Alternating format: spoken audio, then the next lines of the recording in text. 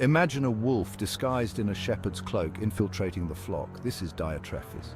A man of ambition, he craved power, not piety. He sought control, not Christ. He wrapped himself in the cloak of leadership, but harbored a heart of darkness.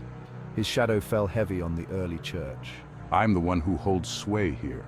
My words shape the minds of the believers. Diotrephes was a man of influence. He held sway over a portion of the believers. His words, laced with honeyed venom, poisoned the minds of some.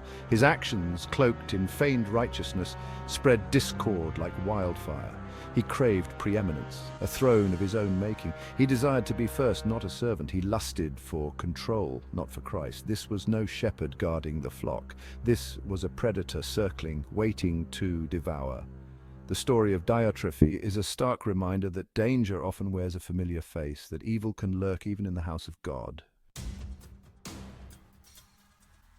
Diotrephes' poison seeped into the well of fellowship. He refused hospitality to traveling teachers, those who carried the true message of the gospel. These were men who had walked with Jesus, shared his bread, learned from his lips. We come in the name of the Lord, bringing his message of hope and salvation. But Diotrephes, blinded by pride, slammed the door in their faces.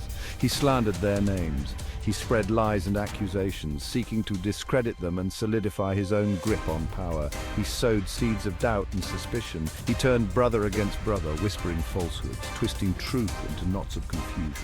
He cast himself as the sole authority, demanding obedience and crushing dissent.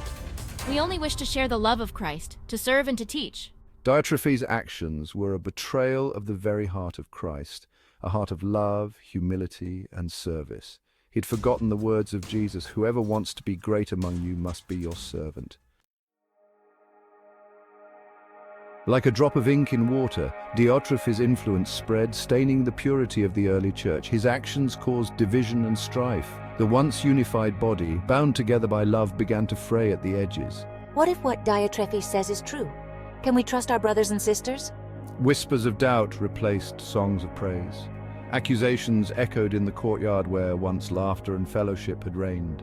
The bonds of brotherhood, forged in the fires of persecution, began to weaken under the strain of Diotrephes' deceit. Families were divided, friendships shattered. The church, meant to be a beacon of hope in a dark world, found itself grappling with the darkness within. The enemy of our souls had gained a foothold, not through brute force, but through the subtle poison of a divisive leader. The story of Diotrephes serves as a stark reminder that the greatest threat to the church often comes not from without, but from within. Section 4, John's verdict, a stern rebuke. Word of Diotrephes' actions reached the Apostle John. I, John, the beloved disciple who had rested my head on Jesus' chest, will not abide such behavior. In a letter, sharp as a sword, John exposed Diotrephes' sin. He condemned his love of power, his rejection of truth, his slanderous words. I call him out, not with hatred, but with the fierce love of a shepherd protecting his flock. I refuse to allow this cancer of division to fester any longer. He knew that the unity of the church, purchased at the price of Christ's blood, was too precious to be sacrificed. John's response is a testament to the courage required of true leadership. Section 5, Echoes of Division in the Modern Age. The story of Diotrephes is not confined to the dusty pages of ancient history. It is a story that echoes through the ages, a cautionary tale for every generation. For sadly, the spirit of Diotrephes is alive and well in our world today. We see it in the halls of government where politicians prioritize power over people. We see it in our communities where differences are exploited to sow discord and fear.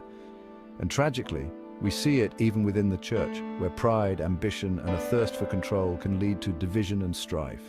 The same venom that dripped from Diotrephes' lips can be found on social media, in online forums, and even in face-to-face conversations. Words intended to wound, to divide, to sow seeds of discord. Section 6, the enduring call for unity. The story of Diotrephes is a stark reminder of the destructive power of division, but it is also a powerful call to unity. Jesus prayed for unity among his followers, that they may all be one, just as you, Father, are in me, and I in you, so that the world may believe that you have sent me. John 17:21. Unity does not mean uniformity. We are called to love one another, to bear one another's burdens. The church, united in love, is a powerful force for good in the world. It is a beacon of hope, a city on a hill, a testament to the power of the gospel to transform lives, a legacy of unity, love, and service. Let us embrace the unifying love of Christ.